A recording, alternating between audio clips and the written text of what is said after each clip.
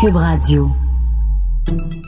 Salut, c'est Charles Tran avec l'équipe dans 5 minutes. On s'intéresse aux sciences, à l'histoire et à l'actualité. Aujourd'hui, on parle de souris de laboratoire. On les utilise dans les premières phases expérimentales de recherche sur des médicaments, par exemple.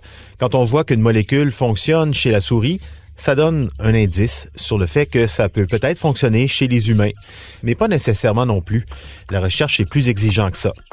Mais des chercheuses québécoises sont sur le point de faciliter la vie de nombreux scientifiques avec leurs travaux révolutionnaires. Voici Baptiste Zapirin. Ce serait bien, hein? Ce serait facile si les résultats des expériences sur les souris de laboratoire s'appliquaient directement aux humains. Sauf qu'on n'en est pas là, on le sait. Mais on peut avoir l'espoir de s'en approcher, et ça c'est entre autres grâce à la récente découverte de 2 chercheuses québécoises, les docteurs Sylvie Lesage et Roxane Collin, du Centre de recherche de l'hôpital Maisonneuve-Rosemont et de l'Université de Montréal. Mais reprenons l'histoire depuis le début.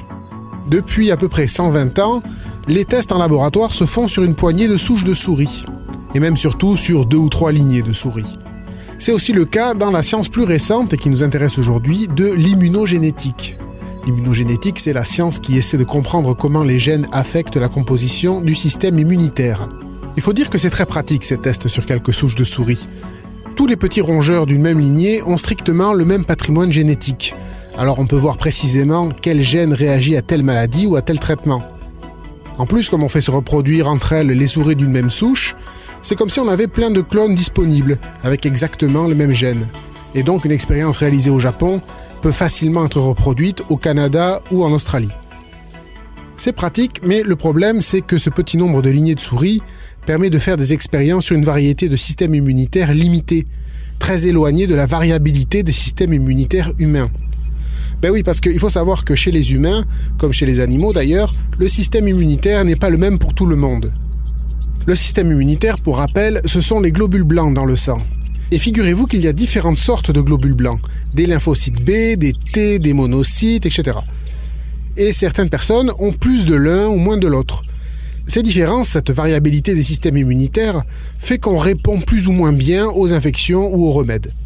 Et donc, les résultats obtenus sur 2-3 souches de souris, ça donne plein d'informations, c'est très intéressant en immunogénétique pour clairement repérer quel gène influence sur la composition des globules blancs, mais ça ne montre pas vraiment comment les humains, dans toute leur variabilité, vont répondre à un traitement, par exemple. Et puis en 2013, une équipe de recherche internationale, aux États-Unis, en Israël, en Australie, brasse la cage à souris et obtient 210 souches à partir de 8 lignées fréquemment utilisées. C'est simple, pour les croiser, ils les ont fait s'accoupler pendant 20 générations. Une génération de souris, c'est 3 mois.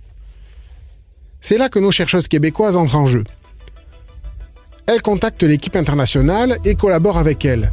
Et à partir de 2014, elles mettent la main sur les 70 lignées de souris créées par les Australiens. Leur objectif, c'est d'étudier leur système immunitaire. Et il faut la jouer fine, parce que normalement, pour analyser les globules blancs dans le sang, on prélève du sang, 20 millilitres. Sauf que les petits corps des petites souris n'en contiennent que 2 millilitres. Alors la solution, c'est de prélever plutôt des cellules d'un organe, la rate. Et ça marche très bien puisque c'est un organe qui filtre le sang, la rate. Et donc ces cellules permettent d'en voir le contenu du sang. Et donc les savantes ont pu caractériser la variabilité du système immunitaire de ces 70 souris. Combien, pour chaque souche, chaque lignée de rongeurs, combien le sang peut contenir de lymphocytes T, de lymphocytes NK, etc. Une fois cette cartographie réalisée, si on veut, c'est la stupéfaction. Sylvie Lesage et Roxane Collin réalisent que la variabilité des systèmes immunitaires de ces 70 souris est comparable à celle de l'humanité tout entière. Oui, il y a autant d'aléas, de variétés dans la composition des globules blancs de ces 70 rongeurs que dans l'ensemble des 7,5 milliards d'êtres humains. Incroyable. Incroyable, mais surtout très prometteur. Car ça veut dire qu'étudier la réponse immunitaire de ces 70 lignées de souris, leur réponse à des vaccins par exemple, ça donnera une idée beaucoup plus précise des différents types de réactions que pourront avoir les humains. Ça veut dire que si on repère quel gène dans telle ou telle souche de souris affecte la présence ou non de certains globules blancs, on peut en tirer des conclusions plus pertinentes pour nous autres. Ça veut dire aussi, potentiellement, beaucoup de temps gagné entre les expériences sur les souris et la concrétisation d'un médicament. ou pour trouver des thérapies de prévention qui pourraient corriger un défaut du système immunitaire avant l'infection. De quoi susciter de nouveaux espoirs dans la recherche contre le cancer, le diabète, l'obésité, les maladies auto-immunes et autres importants problèmes de santé. Bravo. Alors, on va suivre ça de près. Merci beaucoup, Baptiste Zapirin. C'était en 5 minutes.